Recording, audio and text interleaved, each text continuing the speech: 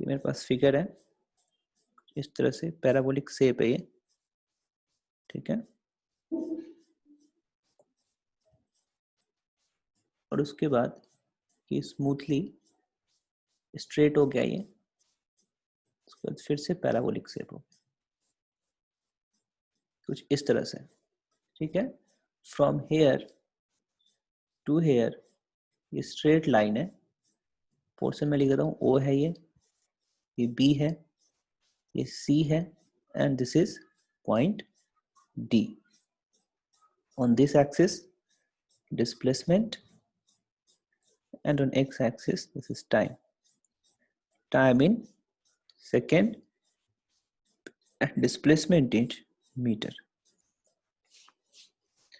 ठीक है।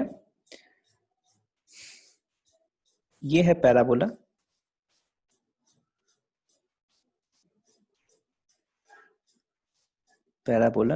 ये भी है पैराबोला, और ए से बी तक का जो है ये मेरा क्या है, स्ट्रेट लाइन है, straight line parallel to time axis, straight line parallel to time axis, ठीक है। क्वेश्चन इसमें convert the above xt curve, convert the above xt curve, xt graph or curve, xt graph into v versus t graph, v versus t graph, and a versus t graph, a versus t graph। करो इसको,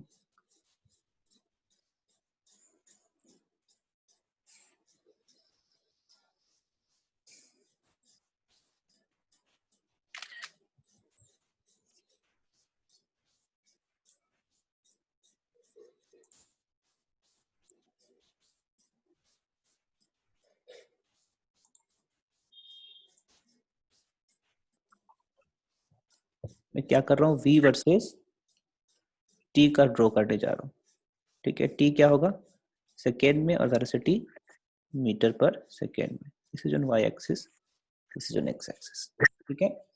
तुम लोग को पता है velocity क्या होता है, velocity is dx by dt, and dx by dt is nothing but the slope of x versus t curve, क्या x versus t कर्व, ठीक है। तो इसमें देखो तो स्लोप कैसा है, o से a तक के बीच में ड्रॉ कर रहा हूं, slope is positive and decreasing, क्या from o to a, from o to a,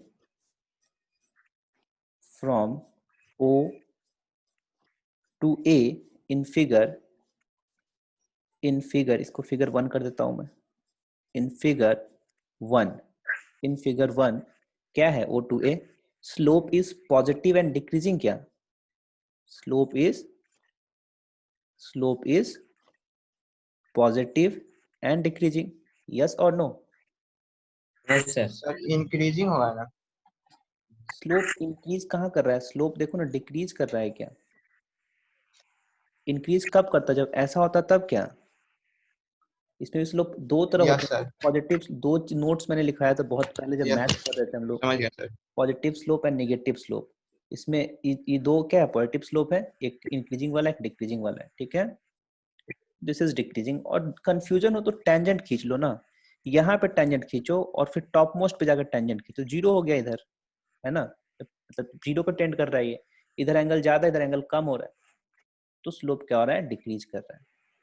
इसका मतलब क्या हो जाएगा, slope is positive and decreasing, this implies that velocity is positive and decreasing, क्या from O to A, from O to A, from O to A in figure 2, मैं इन figure 2 में लिख रहा हूँ, तो क्या हो जाएगा, फिगर 2, ये फिगर 2 लिख रहा हूं मैं इसको, फिगर 2, ये फिगर 1। ठीक है, तो क्या वेलोसिटी पॉजिटिव होगा और डिक्रीज करेगा, तो पॉजिटिव होगा और डिक्रीज करके कहाँ चला जाएगा, जीरो पे। क्या ये स्ट्रेट लाइन है यहाँ पे, यस और नो, डिक्रीजेस टू जीरो क्या यस है ना, ये स्ट्रेट लाइन में कन्वर्ट हो रहा है, तो जीरो टू जीरो पे चला जाएगा ये वेलोसिटी। तो कुछ होगा पहले और डिक्रीज करता करता ये कहाँ चला आया, जीरो पे। क्या, मैं इसको ब्लैक कर देता हूँ, यस सर डिक्रीज करते करते ये ए पॉइंट पे आया तो ये जीरो पे आ गया, यस और नो। अच्छा, ये वेलोसिटी इसमें डिक्रीज कर रहा है ना, और ये क्या है, पॉजिटिव और डिक्रीज कर रहा है, तो कोई ऐसा भी तो कर सकता है इसमें वेलोसिटी डिक्रीज कर रहा है क्या, हाँ, इस वाले वेलोसिटी डिक्रीज कर रहा है और जीरो तक पहुंच गया। कौन सा कर्व होगा, फर्स्ट वाला कि यस सर सेकंड वाला, फर्स्ट वाला, क्यों, क्योंकि सर इसमें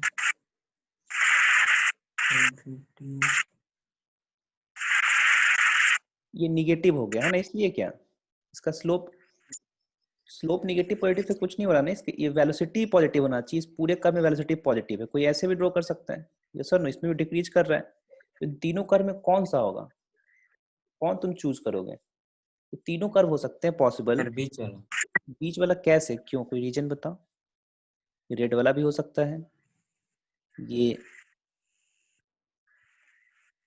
भी हो सकता है, इस कलर का भी, और ये ब्लैक वाला भी हो सकता है, कौन सा चूज करोगे तुम, बीच वाला चूज करोगे, रीजन क्या है,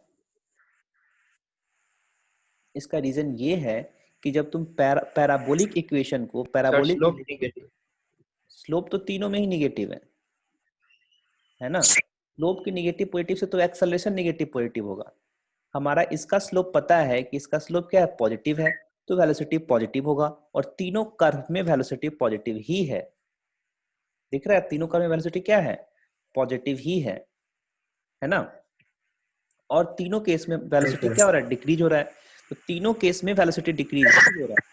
ठीक है, तो हम बीच वाला ये स्ट्रेट लाइन क्यों चुने, इसका रीजन ये है कि जब तुम किसी, ये क्या है, पैराबोलिक इक्वेशन है क्या, ओ से ए तक, किसी भी पैराबोलिक इक्वेशन का हाईएस्ट डिग्री क्या होता है, 2 होता है क्या, टाइम टू द पावर 2 आएगा, है ना। अब इसको हम डिफरेंशिएट करेंगे यस सर, तो लीनियर हो जाएगा क्या, ये डिग्री 1 आ जाएगा, किसी भी यस सर, 2 डिग्री के इक्वेशन को डिफरेंशिएट करेंगे तो उसका डिग्री 1 हो जाएगा, 1 डिग्री का इक्वेशन लीनियर होता है क्या, यस और नो, है ना। तो कौन सा कर्व, इसीलिए मैंने यहाँ पे पैराबोला लिखा है, पैराबोला लिखा है इसकी वजह से यहाँ पे ये हो गया है। ठीक है, अगर कोई क्यूबिक लिख देता है यहाँ पे कि क्यूबिक इक्वेशन है ये, तब ऐसा फिर नहीं हो पाता, बात समझ में आया। चलो, तो अब ये क्या होगा, स्ट्रेट लाइन होगा, क्लियर है। उसी तरह से ए से बी तक जब हम जाएंगे तो क्या है स्लोप मेरा, जीरो है, एक्स वर्सेस टी का स्लोप जीरो है, यानी कि वेलोसिटी जीरो होगा क्या यहाँ से यहाँ तक, यस और नो, यहाँ से यहाँ तक क्या हमारा वेलोसिटी जीरो होगा, इसको मैं जीरो कर देता हूँ, यस सर यहाँ से यहाँ तक मेरा वेलोसिटी जीरो हो गया,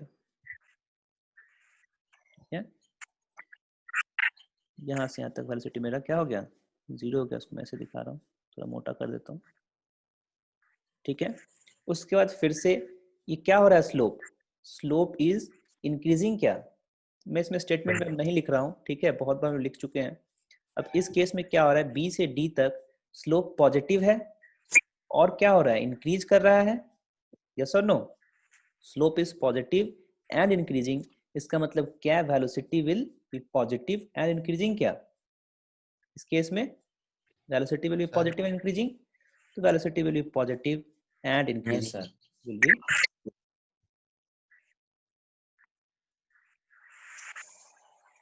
velocity will be positive and increasing, मैं रेड लाइन से दिखा रहा हूं,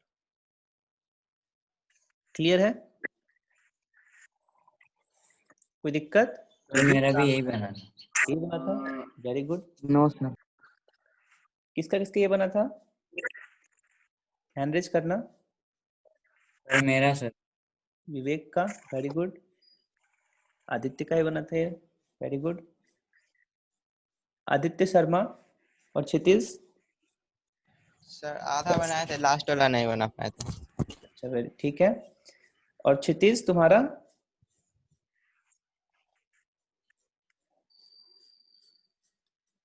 चलो नेक्स्ट। मैं स्टेटमेंट लिखूं क्या कि छोड़ दूं स्टेटमेंट लिखना? सर छोड़ दीजिए। ठीक है, वही सारा चीज मैं रिपीट करूंगा जो पहले लिख रखा हूं, ठीक है। चलो सर मेरा बन रहा है, धीरे धीरे बना लेंगे।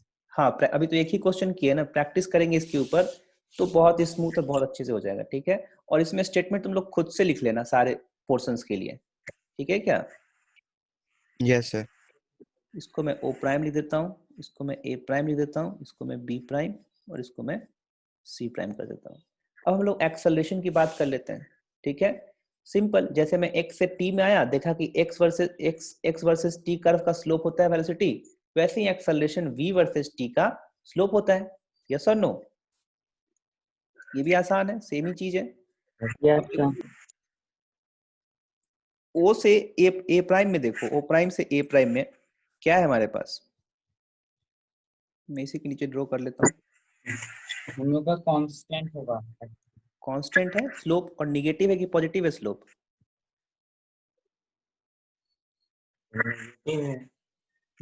स्लोप स्लोप स्लोप क्या है? एंगल देखो एक्स एक्सिस से, स्लोप देखने के लिए क्या करते हैं?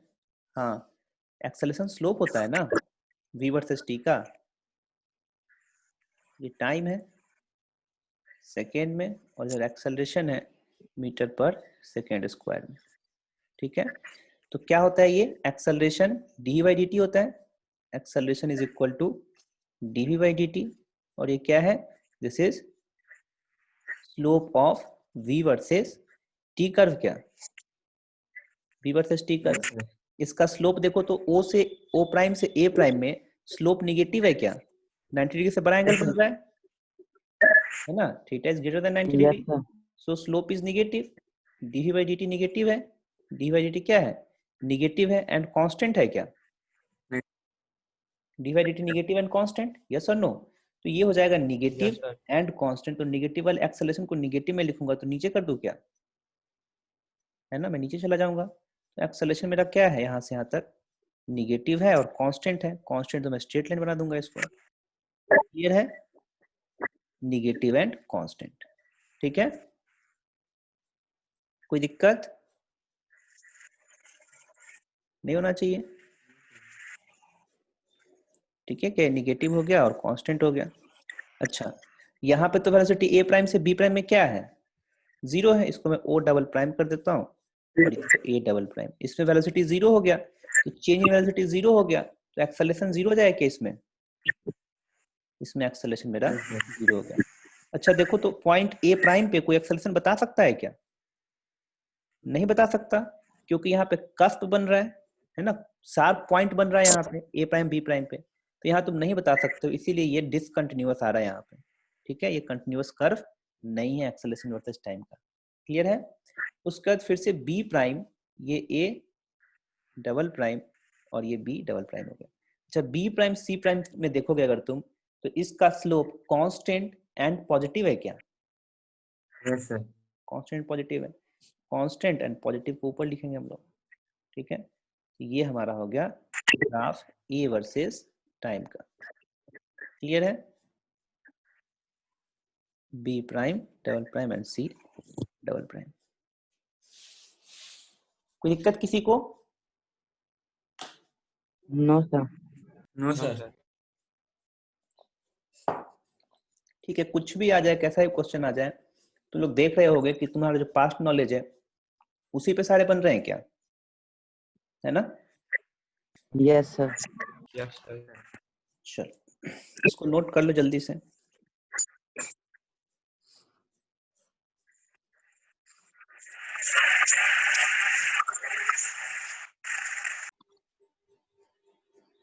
हेडिंग देना, equation of motion in one dimension with constant acceleration. अच्छा, ये तुम लोग कर रखे हैं ना,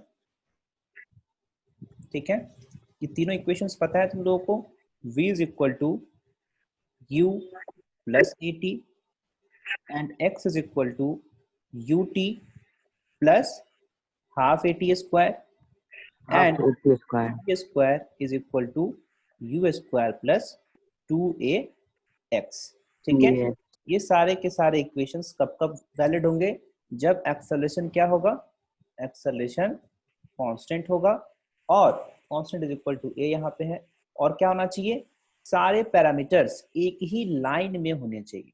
ठीक है, एक ही लाइन में होने चाहिए, एक ही स्ट्रेट लाइन में होने चाहिए। क्लियर है क्या?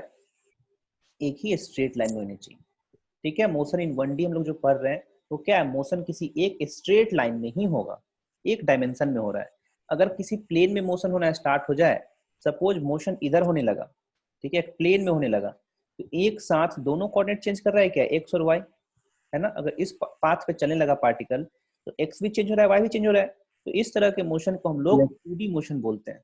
ठीक है, एक साथ पोजीशन एक्स भी पोजीशन चेंज हो रहा है और वाई का ही पोजीशन चेंज हो रहा है। तो इस तरह का मोशन नहीं होना चाहिए। ठीक है, ऐसा अगर मोशन होगा तो हम लोग कन्वर्ट कर लेंगे, एक्स के लिए अलग इक्वेशन सोल्व करेंगे, वाई के लिए अलग इक्वेशन सोल्व करेंगे। ठीक है, और यही सारे इक्वेशन वहां भी हम यूज करेंगे, लेकिन जस्ट एक ऑपरेशन करने के बाद। और वो भी ऑपरेशन तुम लोग जानते हो, वेक्टर में पढ़ रखे हो, कंपोनेंट में ब्रेक करने के लिए। ठीक है, कंपोनेंट में ब्रेक करके फिर हम लोग यही इक्वेशन सबको अप्लाई करेंगे। ठीक है, तो इस इक्वेशन को अप्लाई करने के लिए पहला condition acceleration constant, acceleration must be constant, and दूसरा condition motion should be in a straight line. ठीक है, अगर स्ट्रेट लाइन में सारे पैरामीटर्स एक ही डायरेक्शन में होंगे तो सब क्या होगा? पॉजिटिव साइन के साथ होगा। अगर मान लो वेलोसिटी इस डायरेक्शन में है और एक्सेलरेशन इसके अपोजिट डायरेक्शन में है, तो क्या हो जाएगा? अगर वेलोसिटी को पॉजिटिव लेंगे तो एक्सेलरेशन को क्या लेना पड़ेगा? एक्सेलरेशन को हमको निगेटिव लेना पड़ेगा। इस बात का ध्यान रखेंगे इस इक्वेशन लगाने के समय। ठीक है, क्लियर है सबको ये बात? Yes sir. हेडिंग देना। जेई मेंस में इस पे बहुत क्वेश्चंस आते हैं जो हम लोग करने जा रहे हैं। One dimension motion under gravity लिखना। One dimension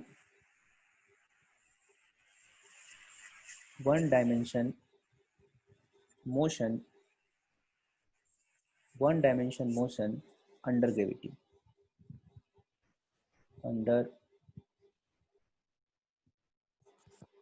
one dimension motion under gravity. ठीक है,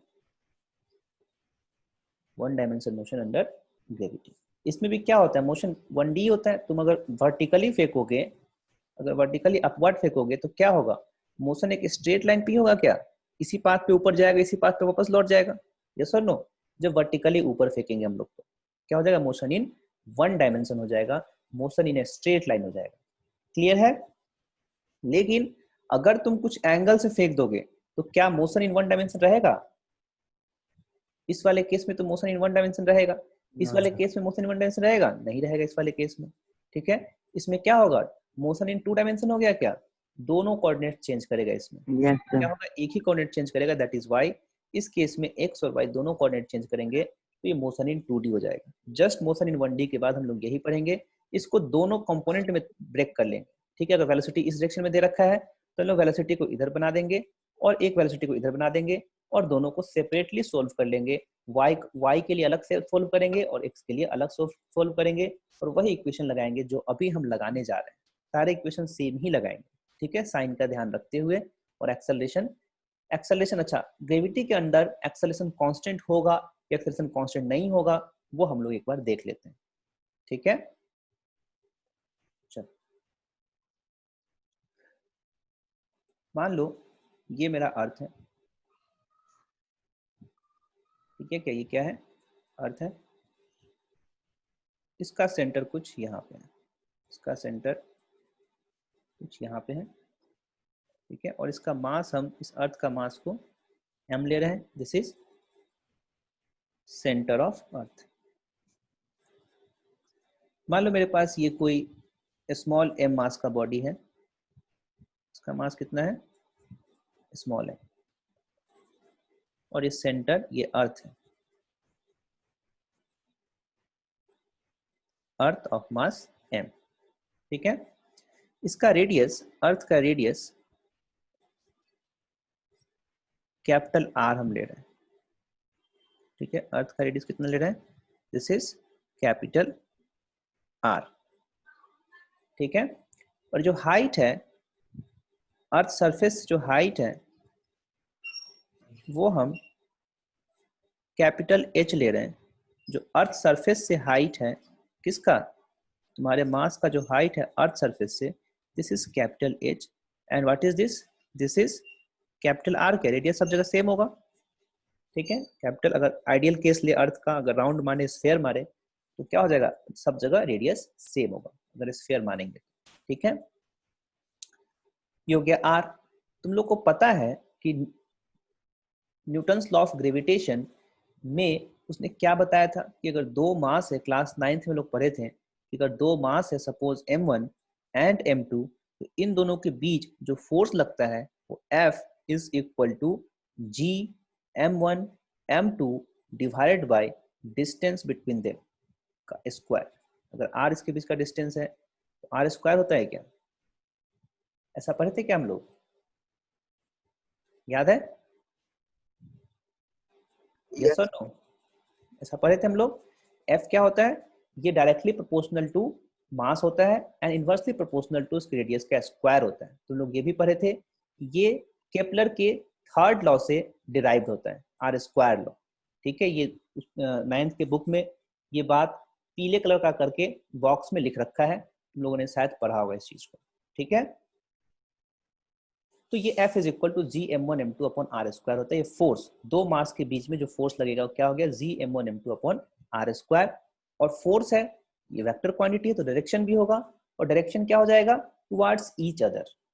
ये इसके ऊपर इधर फोर्स लगाएगा, ठीक है, और ये इसके ऊपर इधर फोर्स लगाएगा, दोनों एक दूसरे के सेंटर ऑफ मास की तरफ फोर्स लगाएंगे, ठीक है। ये हो जाएगा इसका डायरेक्शन। किसी कोई दिक्कत? अगर हम लाइन ज्वाइन कर दे दोनों के सेंटर ऑफ मास का तो उसी लाइन के लॉन्ग फोर्स लगेगा, ठीक है, एक दूसरे की तरफ उसी लाइन के लॉन्ग फोर्स लगेगा, ठीक है क्या। तो ये हो गया हमारा फोर्स जो कि एक दूसरे के ऊपर लगेगा, क्लियर है। अच्छा, अब यहाँ पे यही चीज हम देखें कि अर्थ इस बॉडी पे कितना फोर्स लगा रहा है या फिर ये बॉडी इस अर्थ पे कितना फोर्स लगा रहा है, उसको मैं लिखना चाहता हूँ यहाँ पे। तो क्या लिखूंगा, न्यूटन के ग्रेविटेशन लॉ से F is equal to G capital M small m divided by distance between them. Distance between them R plus H कर सकता हूँ क्या मैं, यही डिस्टेंस है दोनों के बीच का, इसके सेंटर के बीच का और इसके सेंटर के बीच का R प्लस H स्क्वायर। कोई दिक्कत? No sir. नहीं। अच्छा, ये हो गया हमारे पास फोर्स, और इसका डायरेक्शन क्या हो जाएगा, towards centre of the earth, क्या, towards centre of the earth. Earth के सेंटर की तरफ फोर्स लगेगा, या कोई ये बोल सकता है towards centre of the this mass. Centre of बोलना एकदम करेक्ट वर्ड नहीं है, centre of mass of the अर्थ ऐसा लिख दो यहाँ पे, centre of mass of the अर्थ। हम लोग सेंटर ऑफ मास डिटेल्स में पढ़ेंगे इसके बारे में, क्या होता है सेंटर ऑफ मास, ठीक है। जहां पे तुम इसके बारे में पढ़ेंगे हम लोग सेंटर ऑफ मास के बारे में, ठीक है। आगे बहुत डिटेल्स में पढ़ना है सेंटर ऑफ मास, एक चैप्टर ही है। फोर्स बस ये तुम लोग को पता है, फोर्स लगेगा G_m1 G capital M into small m divide by R plus H whole square, ठीक है। अब न्यूटन का सेकेंड लॉ क्या बोलता है, F is equal to ma, क्या है ना, ये होता है न्यूटन सेकेंड लॉ। अगर तुम्हें एक्सेलरेशन पता है, किसी बॉडी पे का नेट एक्सेलरेशन पता है, तो उसमें मास से तुम मल्टीप्लाई कर दोगे तो उसके ऊपर वो फोर्स होगा, ठीक है। ये है न्यूटन सेकेंड लॉ, ये एक्सपेरिमेंट से उसने डिराइव किया था, ठीक है। ये एक्सपेरिमेंटल रिजल्ट है, F is equal to ma।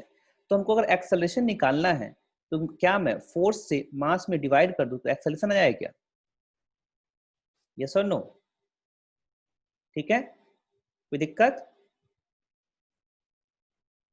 देखो ना, नो सर। मान लो इस बॉडी पे तुम F फोर्स लगा रहे हो, इस बॉडी पे कितना फोर्स लगा रहे हो, F लगा रहे हो, इसका मास m है। अब इसका हमको एक्सेलरेशन चाहिए तो क्या कर दोगे, F से m में डिवाइड कर दोगे, this will be the acceleration, ठीक है। तो हमको एक्सेलरेशन चाहिए किसका, हमको इस मास का एक्सेलरेशन चाहिए, तो मैं डिवाइड कर दूंगा F में इसके मास से, तो इसका एक्सेलरेशन आ जाएगा।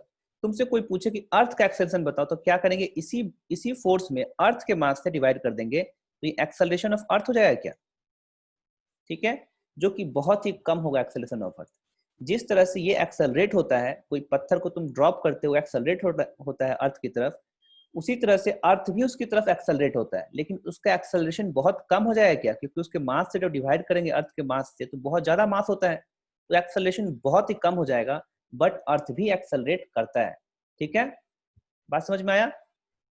अगर ये फोर्स को तुम बहुत ह्यूज कर दोगे, यानी कि इसके मास को बहुत ज्यादा कर दोगे, तो अर्थ भी इसकी तरफ जाने लगेगा। ठीक है क्या, तो हम लोग यहाँ पे निकालना चाहते हैं इसके मास का, इस मास का एक्सेलरेशन निकालना चाहते हैं, स्मॉल मास का एक्सेलरेशन। तो मैं क्या करूंगा, इस फोर्स में स्मॉल मास से डिवाइड कर दूंगा, तो क्या आ गया, एक्सेलरेशन ऑफ, कौन सा, किसका एक्सेलरेशन है, इसका एक्सेलरेशन है ये मास m का। क्लियर है, एक्सेलरेशन ऑफ मास m, यहाँ m लिख रहा हूं, this is equal to f by m and this will equal to g m divided by r plus h whole square. Clear है, m cancel हो गया, yes और no, yes sir. ठीक है। और ये कहां से आए, न्यूटन सेकेंड लॉ से, Newton second law,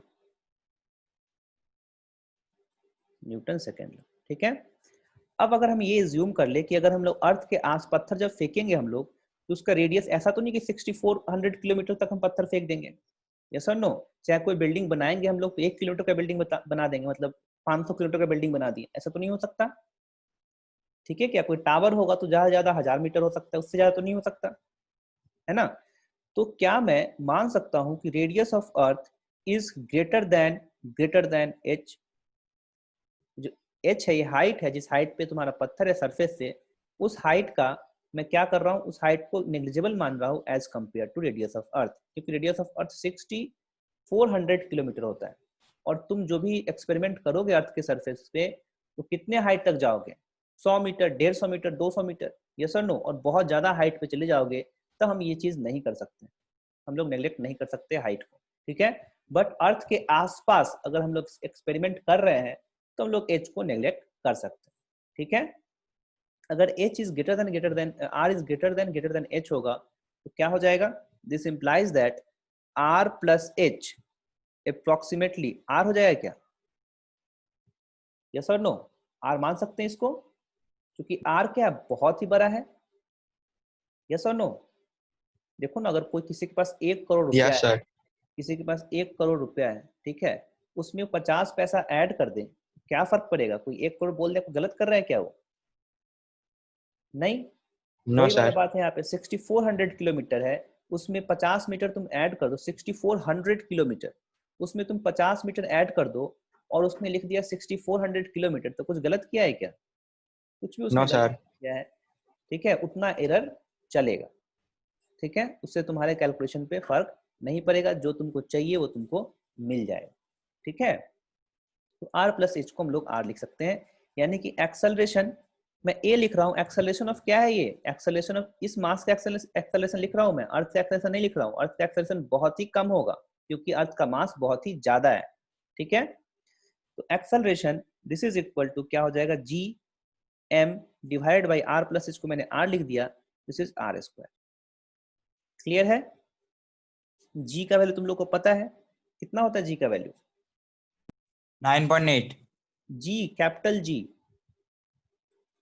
capital G का वैल्यू तुम लोगों ने gravitational constant, universal gravitational constant पढ़ा होगा 9th क्लास में, that is G is equal to 6.67 into 10 to the power minus 11 newton metre square पर केजी स्क्वायर। पढ़ा है क्या, कैवेंडिश ने निकाला था ये सारी बातें तो है 9th के ग्रेविटेशन चैप्टर से मैं उठा रहा हूँ, ये नहीं याद है, कोई बात नहीं है, नहीं याद है तो अब पता चल गया तुम लोगों को, जी का वैल्यू क्या होता है, 6.67 into 10 to the minus 11 Newton पर मीटर स्क्वायर। कैवेंडिश ने ये जी का वैल्यू निकाला था, ठीक है, उसने बहुत ही सेंसिटिव बैलेंस बनाया था। ठीक है, अगर तुम लोग को टाइम मिले तो एक बार 9th का बुक जाके वो रीडिंग दे लेना, ठीक है क्या। तो कैवेंडिश ने एक सेंसिटिव बैलेंस बनाया था, उससे उसने जी का वैल्यू निकाला था, दो मास के बीच में फोर्सेस निकाल के उसने जी का वैल्यू निकाला था। ठीक है, तो जी का वैल्यू इतना हो गया, और ये एम क्या है, अर्थ का मास है, अर्थ का मास कितना होता है, ये कुछ कांस्टेंट होगा, that is 5.972 into 10⁻24 kg and radius तुमको पता है, रेडियस इज 6400 किलोमीटर। अगर इन तीनों वैल्यू को इसमें डाल देंगे तो यही वैल्यू क्या आता है, 9.8 मीटर पर सेकेंड स्क्वायर। क्लियर है, ये वैल्यू आ जाएगा 9.8 मीटर पर सेकेंड स्क्वायर। कोई दिक्कत?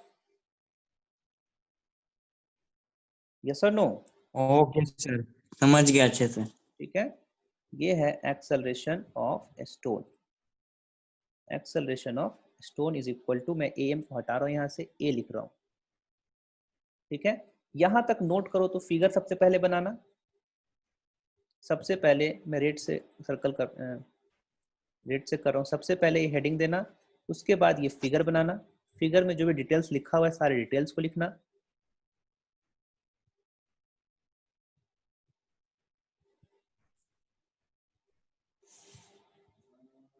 और इसको कहीं पे नोट में इसको कोने में कहीं पे लिख लेना। We studied this in class 9। सारी बातें वैसे हम लोग क्लास 9th में देखा था,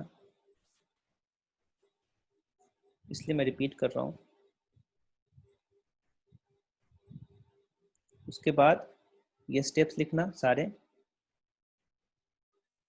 फर्स्ट ये वाला, सेकेंड ये,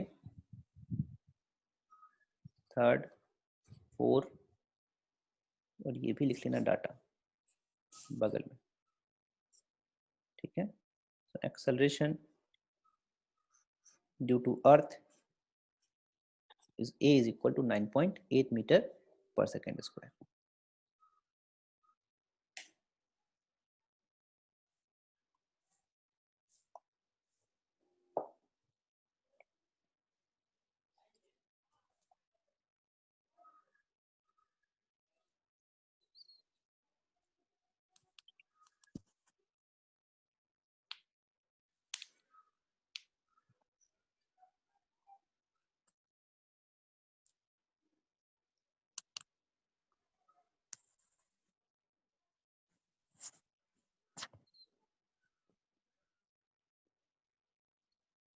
Done?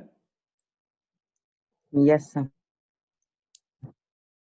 चल, अब इसमें ये एक्सेलरेशन को, ये हमारा जो वैल्यू आया है A is equal to GM upon R square, this is equal to 9.8 metre पर सेकेंड स्क्वायर। इसको हम लोग क्या बोलते हैं, this value is denoted by what, G। this value is denoted by small g। इसको हम स्मॉल g से डिनोट करते हैं। ए को, ए अब नहीं लिखेंगे हम लोग, क्या लिखेंगे, ये है एक्सेलरेशन ड्यू टू अर्थ है क्या, क्या एक्सेलरेशन ड्यू टू ग्रेविटी बोलते हैं इसको। और इस ए को हम लोग जी से रिप्रेजेंट करते हैं, that is G is equal to capital G capital M divide by R square. Capital G is the universal gravitational constant, ठीक है, 6.67 10 to the power minus 11, and m is the mass of earth and r is the radius of earth। ठीक है, gm सारा चीज constant है इसमें, इसको put करेंगे हम लोग तो 9.8 आ जाता है मीटर पर सेकेंड स्क्वायर। ठीक है, फर्स्ट पॉइंट ये लिखना, इसको लिखो पहले, उसके बाद इस पॉइंट को लिखना, g is equal to this.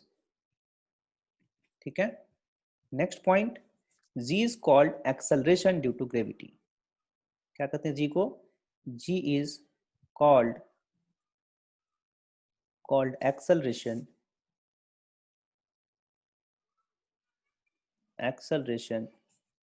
due to gravity। acceleration due to gravity। Second point, the value of g does not depend on the value of g does not depend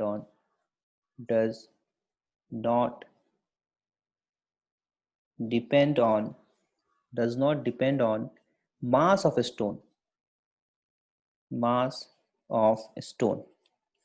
stone का mass small m था, small m का term आ रहा है क्या इसमें, इस expression में स्मॉल m का टर्म आ रहा है? नहीं आ रहा है, तो g स्मॉल m पे डिपेंड करेगा? No sir. नहीं करेगा। तो तुमसे कोई ये कहेगा कि बहुत बड़ा पत्थर है एक, ठीक है, और एक छोटा पत्थर है, उन दोनों को एक साथ ड्रॉप किए तो कौन पहले अर्थ पे पहुंचेगा? दोनों एक साथ ही पहुंचेगा, मास पे डिपेंड नहीं करेगा,